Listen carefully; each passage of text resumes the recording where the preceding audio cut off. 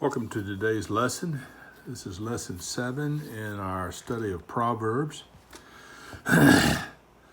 And I was thinking the other day, Henry and I, we cook breakfast about 2 or 3 times a week, and then we go out for breakfast a lot. And I've started liking poached eggs.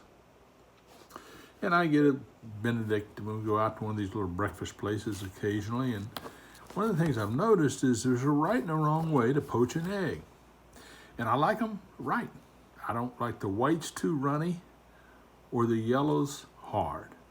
The whites have to be done and the yellows have to be just right, runny. Anything in between or on either side is not right.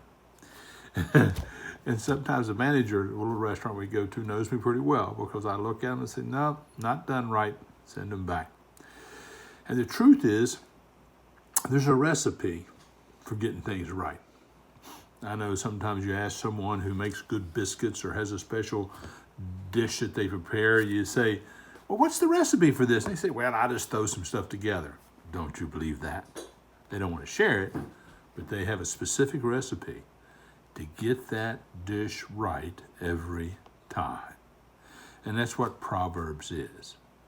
Proverbs and the whole Word of God is a recipe on how to live wisely, how to live right, how to live with joy in your heart instead of misery. And so that's what we're studying for here is the recipe. Write it down, study it. If somebody tells me a recipe, it don't work. I got to write it down. I got to try it. I got to make sure I'm following the recipe. The Word of God is the same thing. You have to follow it, exactly what it tells you to do. Or all you're going to end up with is a dirty kitchen and a dish you can't eat. I can tell you that right now. Everybody says, what's wrong with today? Look at the world today. What's going on, Jim? Well, we threw the recipe out. And we wrote our own. You know, you say, these kids, and we took them to church. Let me tell you something. Taking the children to church does about as much as making them a Christian as if you take them into a barn, that make them a horse. You know, just taking children to church, which is a good thing, is not what makes them turn out right. It takes a recipe. And most of that recipe is done at home in day-to-day conversations of life. If you don't take the time to put the recipe in place at home, nothing's going to happen. Everybody says, well, Jim, what happened? What about 40, 50 years ago, we threw the recipe book out. We did. You know, even the world itself, America, we went from Roy Rogers and Dale Evans and Hopalong Cassidy and good guys winning to Archie Bunker and the Jeffersons. And a man named Norman Lear created a bunch of series on television in the 60s that ridiculed Christianity. It degraded all the authorities of the family, of the church, of police, or the government. We entered into an anti-hero period where that the criminals were the heroes and law enforcement was the villain. Butch Cassidy and the Sundance Kid. I love watching that movie. But quite frankly, what does it do? That the police are bad and the villains are good. And you end up rooting for the villains. And you wonder why that our children today hate authority and root for the villains? We program. That's the recipe that we put in place. We, in an effort for both husband and wife to work and get the things that we want, we turned our children over to be raised by television, media, professional sports, and the news stations. And so they made a recipe, and what you're seeing played out in the streets of America today is the cake that recipe made. Just understand that. You can't, we traded church on Sundays to national sports. It's not by accident that national sports people are heavily involved in influencing our youth on political matters and matters of that.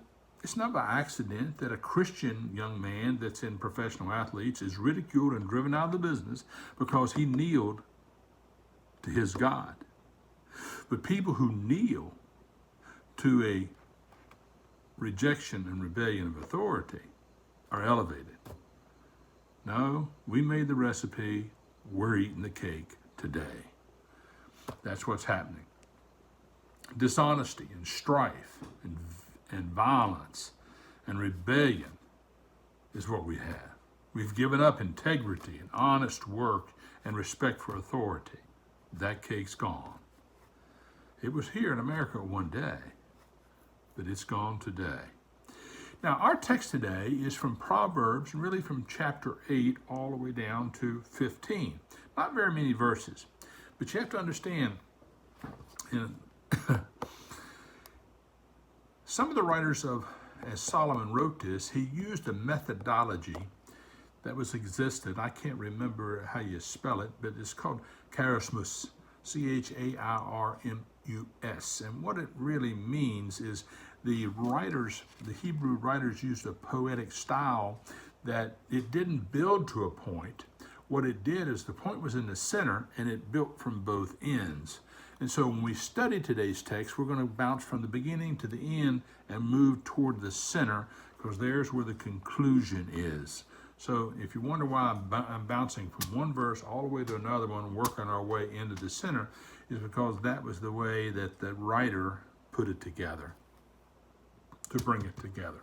So just a little bit of thinking there. Verse 8, the wisdom of the prudent is to understand his way, but the folly of fools is deceit. And interesting here, what does the word prudent mean? Really, prudent really means a person who takes time to think about something before they do it. The opposite of prudent is what? Impetuous. Most of the mistakes I've made in my life, and a lot of them, is because I didn't think. I remember growing up in West Virginia. When I was there, I was lost and I was wicked and I was in the wrong path. And sometimes my dad would say, "What were you thinking?" I'd look around. I didn't answer him. But it was obvious I wasn't thinking. I wasn't prudent. I was impetuous. Youth, immature people are impetuous. And sometimes that impetuous characteristic stays past your age. There's nothing more pitiful than an impetuous old person. And as I teach this, I sit here under conviction, because sometimes I can just get my thought pattern, something will pass by, and man, that's what I want to do. And thank God that I have a wife that is wise, that sometimes says, Jim, let's think about this. That's an invitation for prudence.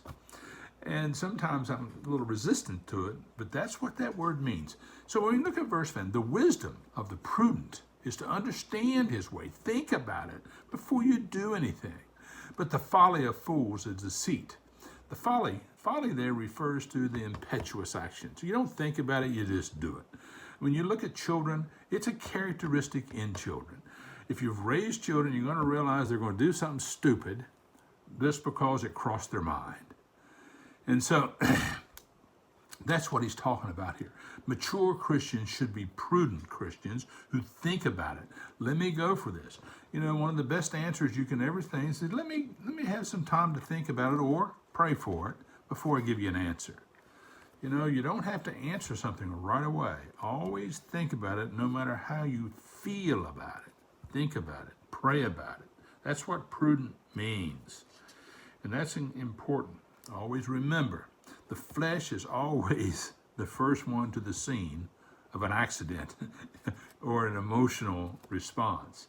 My first response is usually wrong, particularly if it's done in an emotional environment. The flesh is there first. Prudent Christians have learned to study, pray about it, and allow the Spirit to come to bear on the facts. That's the difference between that.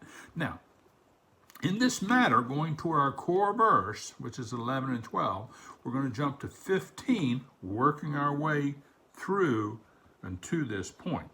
And let's read verse 15. The simple believeth every word, but the prudent man looketh well into his goings. The simple believes every word. That's gullible. A gullible person will believe anything they're told. That's why you see a lot of young people. If they find somebody they like, they'll believe everything they hear. We raise children up in Christian homes. We teach them or try to and give them our values. They go off to college. They find a professor that they love, and they'll believe everything that professor tells them. They do not check out anything on their own.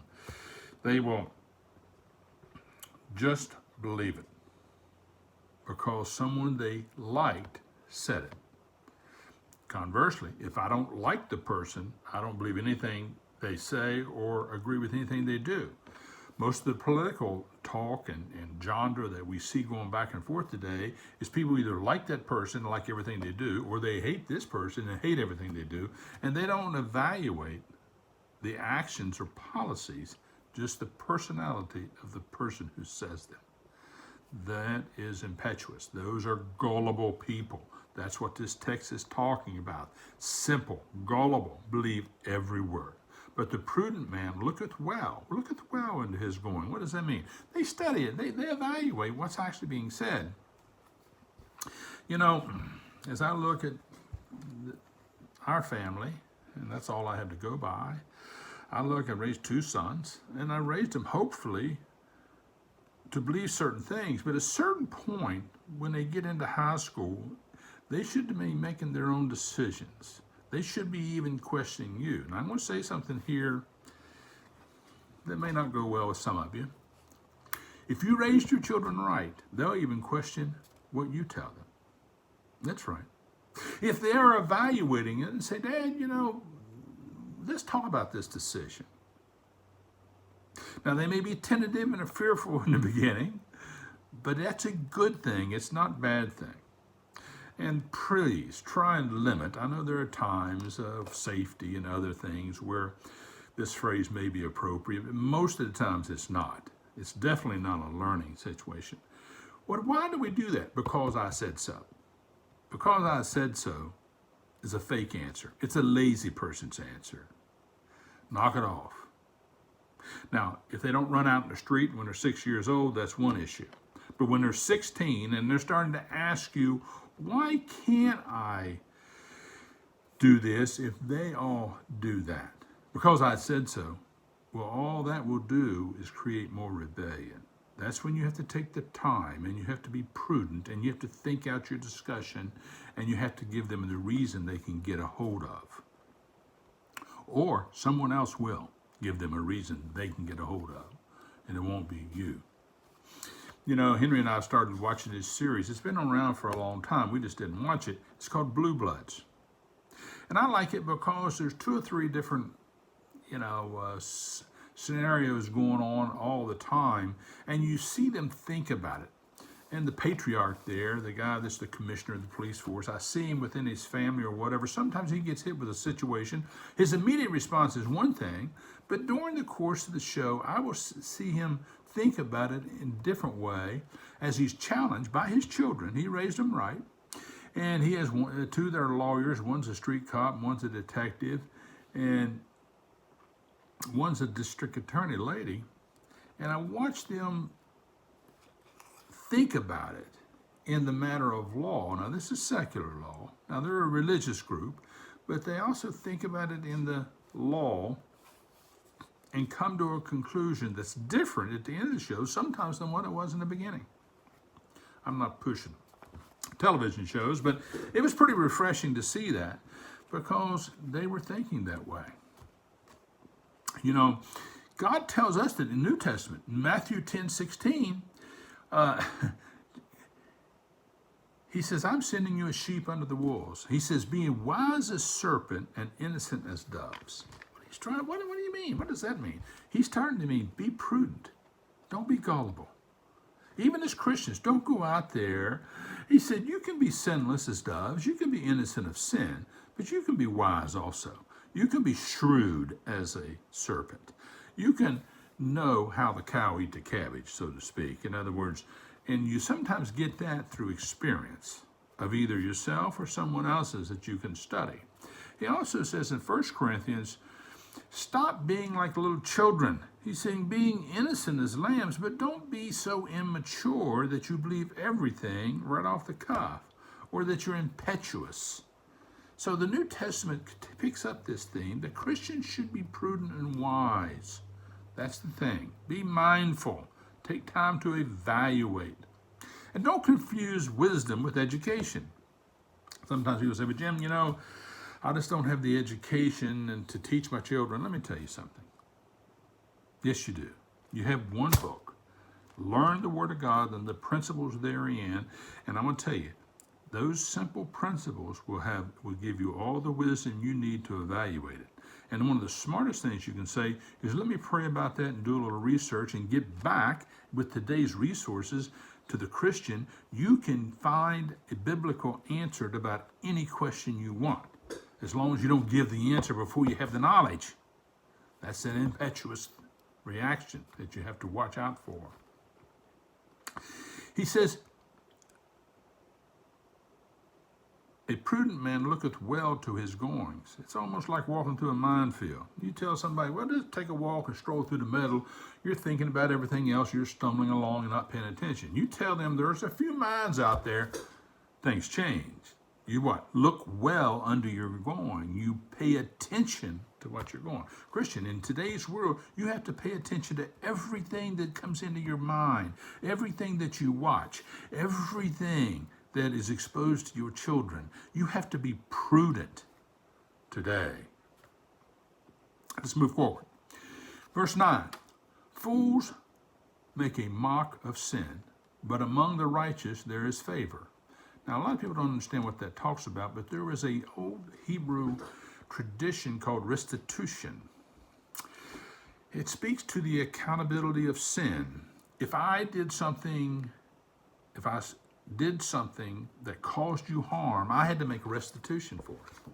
I just couldn't say, hey, I'm sorry, I hope everything turns out all right. No. If I did something that, say, hurt one of your farm animals, or you lost 2 sheep because I did something, I dug a pit and they fell into them, or I have to make restitution to that. I have to be accountable for that. I have to fess up for it and say, you know, this is my fault. I will take the responsibility and make restitution. What this text is talking about here, doesn't make it clear right here, fools make a mock of that. They laugh at it. They say, listen, so what? So I did that. We see today that restitution's gone. Today in New York City, if you create a felony, if you do something, you can go in, there's called a no bail law. They just passed it this year with this new mayor. You don't get held on bail. You're released on the spot. You can be a thief. That's why you have somebody out there with 117 different violations. They don't have to put up any bail. They don't have to go to jail. They get released right back into the society. Now, you say, well, if they don't show up what? Police officers don't go out and look up people who missed bail. No, they put some financial charge to them. They've jumped bail, but now the list is so high, there is no recourse whatsoever. There's no accountability whatsoever. It's missing entirely. They make what? A mock of sin. They laugh at it. I won't be here very long. You know, I'll be out tomorrow. And they are. This whole COVID-19, they let out a lot of violent criminals in these cities, and they use COVID-19 as some type of excuse. But think about it. They're in a jail cell under a controlled environment. If you test everybody going in, they're safer there than they are anywhere. And they released them out into the environment, and they wonder why crime went up 200%. Just ask a police officer there. But this restitution is what they make a mockery of. And if we read verse 9, we have to jump back down to verse 14, where it says, the backslider in his heart shall be filled with his own ways, and a good man shall be satisfied from himself. What verse 14 says is this. It's an old Southern phrase. What goes around comes around. The backslider shall what? Reap what he is sowing. Be filled with his own ways. Now, the word backslide is an interesting word. It really means take a step forward and come back one or two. And it's an English word. The word that's translated, this backslider here, is an English word. And I can't help but think at the shield wall, during a lot of the conflicts in England in the 8th century all the way up to really the 11th century, or the Battle of Hastings anyway, there was a lot of conflict in the area known as England today, and they solved this conflict with little mini battles, and there would be a shield wall, and these soldiers have a short knife or sword and a shield, and they would lock their shields together, and these two would come together, and the force, and they would push against each other, stabbing their swords underneath and over the top. And once one of them shield walls started to backslide, it would usually collapse. And that's the root of that word, English word that's translated backslide here. And so what it means was you're holding strength there, but once you give way, you're overpowered. You're overpowered. Backslider in his heart will be filled with his own way. The person that goes back away from how he was learned. And a good man shall be satisfied from himself, or receive the rewards of that. That's important there.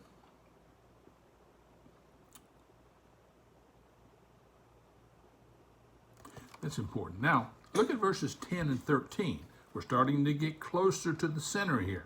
Verse 10, the heart knoweth his own bitterness, and a stranger doth not intermeddle or share with its joy. Let me tell you something. You can only empathize with people in pain so much. You don't know their heart. You can know the outward feelings they show, but the depth of that pain or the bitterness it brings, no one can know. No one can know. You really can't empathize with the heart of a person. The heart knoweth his own bitterness, and a stranger does not intermeddle with his joy or share in his joy. And that's important. And if you drop back down to 13, even in laughter, the heart is sorrowful, and in the end of the mirror is heaviness. And let me tell you something. Laughter is a physical expression that should mean that there's joy in your heart, but that's misleading. Some people say, I'm laughing because if I don't, I'm going to cry. That's primarily what this means. You can't believe a person's exterior of how good things are going. Sometimes you go to church and it's easy to look around and say, my miserable life, I am in trouble. And I look around at these people and everything's going just fine. Or they act like they're on top of the world. You don't know the depth of bitterness and pain and suffering that's really in other people's hearts. And that's important. And there's a difference between happiness and joy. Happiness is something that circumstances can bring a feeling of, gee, this is fun. Fun and happiness goes together. I want my children to be happy. I want my children to have joy. Joy is a spiritual condition. Happiness is a circumstance condition. Happiness is something that can be created. That's why we chase things. We want a new car. Make me happy. I want a new husband to make me happy. I want a new house. I want a new thing that'll give me happiness for a season. Joy is a spiritual thing. I've been fortunate enough in my life to come in contact with a very few truly spiritual Christian people. And one characteristic that is above all other is an inner joy that they have. An inner peace and joy. It's not the piety that marks them. It's the inner joy, consistent joy, regardless of the circumstances. Regardless of where they find themselves, they're at peace. And they have that quiet joy that you can sense. Don't ever confuse that with happiness. It's totally different. And that brings us to our point today. And I'm going to bring it to the point because these lessons are taking too much time, and I know your time is precious. 11 and 12. The house of the wicked shall be overthrown, but the tabernacle of the upright shall be flourished. It's really interesting here. The word house there and the word tabernacle are two different words. Tabernacle is more of a tent, and you'd think of a tent as less stable than a house. But the house of the wicked is the foundation set on improper carnal beliefs. What you're seeing in America today is the foundation of a house built for the last 60 years on carnal principles taught by our colleges, promoted by our entertainment system, and taught by our media system to our children. And that foundation is crumbling. Even the people who taught it, liberals, are being attacked by these people. They've created a monster they can't handle or control. And the foundations of this country are falling. But the tabernacle, now what's a tent is what? Temporary. Christian, understand, this is not your home. If America falls, you'll be just fine. God is in charge of it all. America is not the tabernacle. America is a house. It was put down years ago as a great nation with Christian principles. We traded that in.